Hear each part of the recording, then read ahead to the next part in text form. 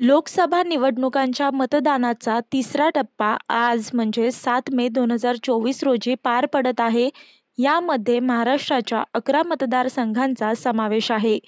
आज सकाळी 7 वाजल्यापासून मतदानास सुरुवात झाली असून अनेक राजकीय मंडळींनी आपला मतदानाचा हक्क बजावला आहे.